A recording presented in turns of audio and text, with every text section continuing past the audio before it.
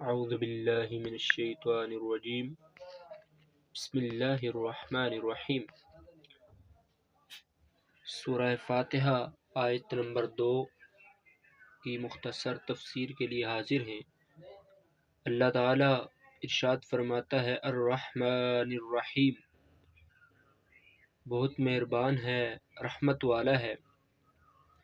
الرحمن الرحیم یہ اللہ جل جلالہ کے دو صفاتی نام ہیں۔ رحمان کا معنی ہے نعمتیں عطا کرنے والا، وہ ذات جو بہت زیادہ رحم فرمائے، اور رحیم کا معنی ہے بہت رحمت فرمانے والا۔ الرحیم یہ عربی گرامر کے اندر صفت مشبہ کا صیغہ ہے، جس کا معنی دوام یعنی ہمیشہ کوئی کام کرنے والا، لہذا اللہ جل جلالہ کی ذات ببرکت اور اس کی صفت الرحیم دائمی ہے۔ یاد رہے کہ حقیقی طور پر نعمت عطا فرمانے والی ذات اللہ تعالیٰ کی ہی ہے، کہ وہی تنہا ذات ہے جو اپنی رحمت کا بدلہ طلب نہیں فرماتی۔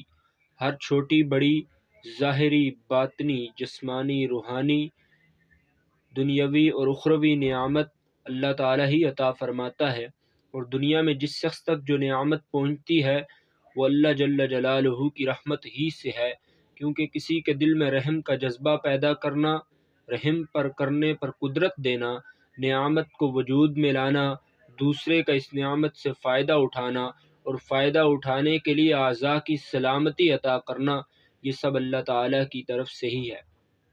اللہ تعالیٰ کی وسیع رحمت دیکھ کر گناہوں پر بے باک نہیں ہونا چاہیے، چنانچہ اللہ جل جلالہ ارشاد فرماتا ہے نبی عبادی انی انا الغفور الرحیم وان عذابی هو العذاب العلیم۔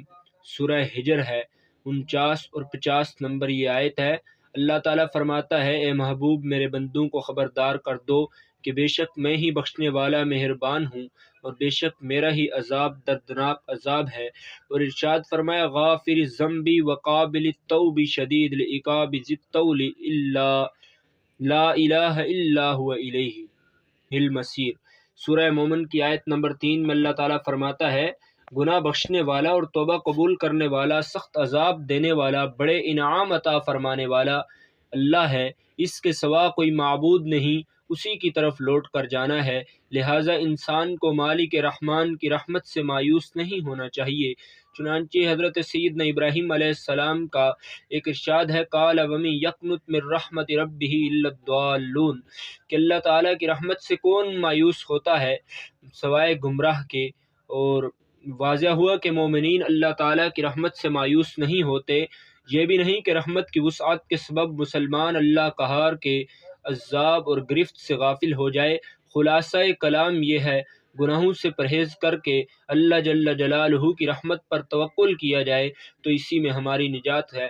آخری بات، اللہ تعالیٰ جسے چاہے معاف کرے، جسے چاہے سزا دے، بلا شبہ وہ ہر چاہت پر قادر ہے، قدرت رکھنے والا ہے۔ نبی علیہ تحیۃ الصلاۃ والتسلیم کا ارشاد گرامی ہے، فرمایا خیرکم من تعلم القرآن وعلمہ، تم میں سب سے بہتر وہ ہے جو قرآن مجید پڑھے اور دوسروں کو پڑھائے، لہٰذا قرآن حکیم کی تلاوت خود بھی کریں اور دوسروں کو بھی اس مقدس و معطر اور پاک کتاب کی تلاوت کی ترغیب دیں۔ اور اللہ تعالیٰ نے ہم سب کو قرآن بطور ضابطہ حیات کے عطا کیا ہے، تو اس کو سمجھ کر اس کے مطابق زندگی گزارنے کی کوشش کریں۔ اللہ جل جلالہ ہمیں عمل کی توفیق عطا کرے۔